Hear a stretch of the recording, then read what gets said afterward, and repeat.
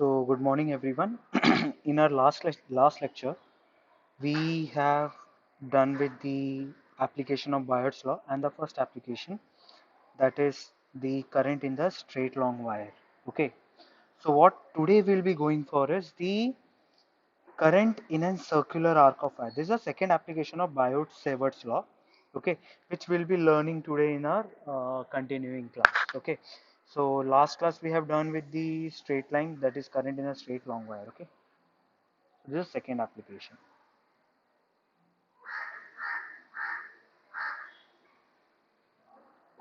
So let us go for the second application, that is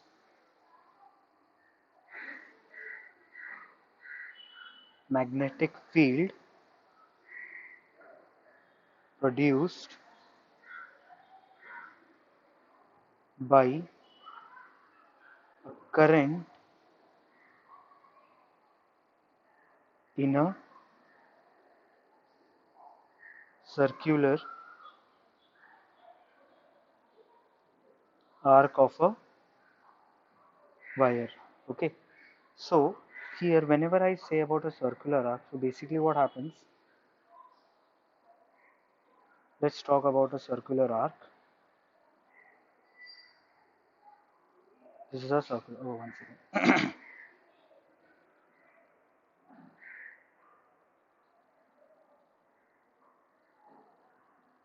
So this is a part of a circle. Okay. So let's say that the current is flowing in a particular direction, that is I. Okay. And since you are making a circular arc, so basically it will have a fixed center. So the distance of the point O from the center may towards the end makes an angle theta, where R is a line joining the center to the ends of the arc AB. Okay. And when I say delta B, so delta B is basically the magnetic field which will be produced at the center of this coil. Okay. If I say the direction, then it will be given by circle with a cross using right hand thumb rule. Okay. So suppose if I say that the right hand thumb rule, curl your fingers along the direction of current. So when you curl your fingers along the direction of current, then your outstretched thumb will move vertically into the plane of paper. So this indicates that the magnetic field is moving into the plane of paper at the center of the coil. Okay. So now we know that there is a current carried by the circular arc AB, and so by Biot's and Savart's law. By Biot's and Savart's law, what we can say is that the magnetic field produced at the center of the circular coil because of the circular arc current, we can say it as delta B vector, which is equal to mu naught by 4 pi I into dl vector cross r vector upon r cube. Okay, dl vector cross r vector upon r cube. That's how we write it. Okay, now when I say about the small amount of magnetic field, we write it as mu naught by 4 pi I into dl into r sine theta. Okay, upon r cube. So r cube and this gets r square. Okay, why do I say it as r sine theta? Because the length vector and the position vector both are tangential to each other, so they make an angle of 90 degree with it.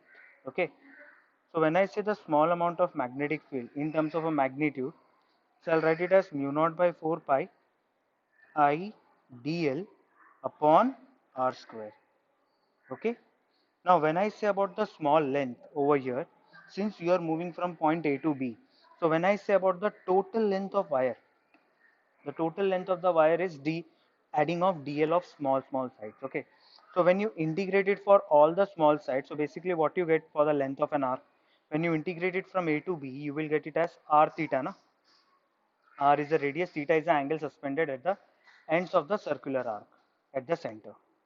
So when I say about the magnetic field, we say it as integration of delta B, that is mu naught by 4 pi I by r square integration of dl, and the integration is from A to B. So when I say integration of dl, we write it as r theta. So b is equal to, we say mu naught by 4 pi I into r d theta. Why do I say d theta? Because the integration when you perform, the angle is going to increase from small d theta to theta. कैसे d theta से theta तक जाएगा देखो यहाँ पे.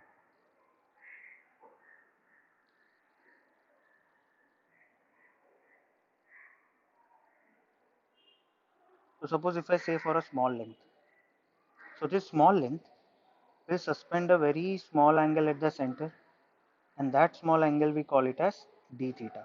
ऐसे करते करते अगर आपने एक छोटे छोटे छोटे छोटे लेंथ्स को ऐड करते गए तो total length of the arc आपको मिल जाएगा ना. So basically your radius is constant, but what is happening when you go for small amount of integrations, so your d theta value will keep on changing. So basically the addition is for the angle. Okay. So what we say over here is, when I say integration, so dl we can write it as r d theta. So integration of d theta upon r square. R get cancelled. So we get the magnetic field B value as mu naught by 4 pi I into theta by r. Okay. So that's the magnetic field produced for a small length of the circular arc. Now we know that if the circular arc is converted into a circle, so what will happen? For a small circular arc, we write it as mu naught by 4 pi I theta by r. है ना? But if I say for a whole circle at the center, okay, if I say for a whole circle to be at the center, to the center, then what I can say is that the whole arc, when you consider the total angle subscribed at the center of the circle because of the whole circular arc will be equal to 2 pi, है ना? So if I say about the magnetic field,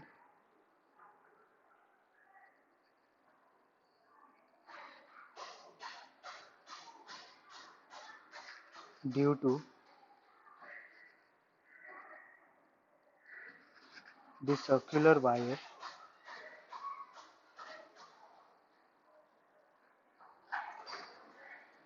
carrying current I is given by, we'll write it as B is equal to mu naught by 4 pi I. Now theta over here will be equal to 2 pi, 360 degree है ना? So I'll write it as 2 pi by r. 2 pi ones are 2 pi twos are. Okay. So when I say about the magnetic field, we write it as mu naught I by 2r. This is the magnetic field produced by a circular coil carrying current at the center. Suppose if I say circular coil of n turns. Okay. Now let's go over here. Go over here. Circular coil of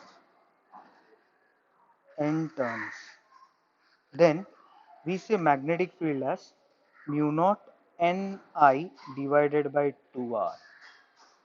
Okay. Why do I say n gets multiplied? Because if you increase the number of turns, then the current density will go on increasing.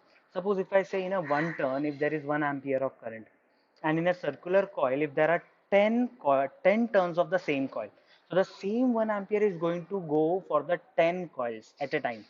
So at a given interval of time, what will happen? 10 into 1 ampere. That much amount of current is present at any cross section. Okay. Getting it clearly? So that's how we say about the circular coil of n turns carrying current. So let's go for a small sum in detail. So we'll come to know.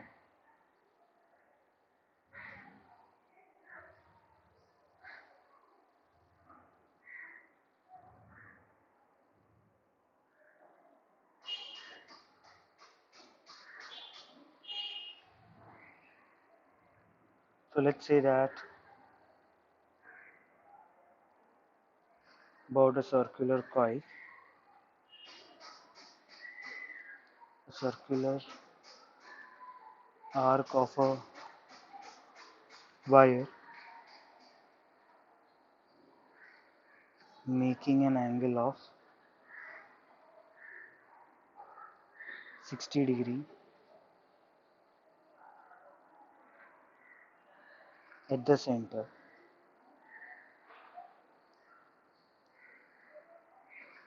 carries a current of 1 by 3 ampere.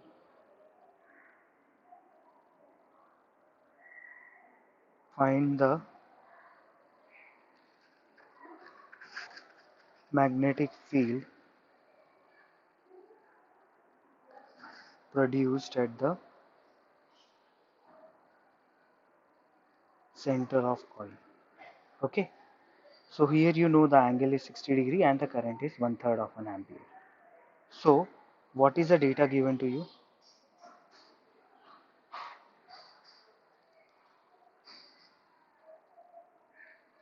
Data given is the length, the angle theta made by it, that is 60 degrees, so I can say it as pi by 3. Radius of the coil is not given. Assume that the radius of the coil is 0.5 meters and current is given as 1/3 of an ampere. So what they are asking us is a magnetic field produced at the center. Okay, so we know by the formula we can write that the magnetic field produced at the center is given as mu naught by 4 pi theta upon r, right? So B is equal to हम क्या लिख सकते हैं? Now the value of mu naught by 4 pi, if you look over here, we write it as 10 raised to minus 7. Current is given as 1/3. Theta is given as pi by 3 and the radius is given as 0.5. Okay, 0.5 का मतलब हो गया 1/2. 1/2 मतलब 2 ऊपर आ जाएगा. So 2 pi by 3 into 3 is 9 into 10 raised to minus 7 Weber per meter square. Getting it clearly? समझा आपको? 2 pi by 9 into 10 raised to minus 7 Weber per meter square is a magnetic field produced at the center of the circular arc of a coil carrying current. Okay, so that's the way you can write it.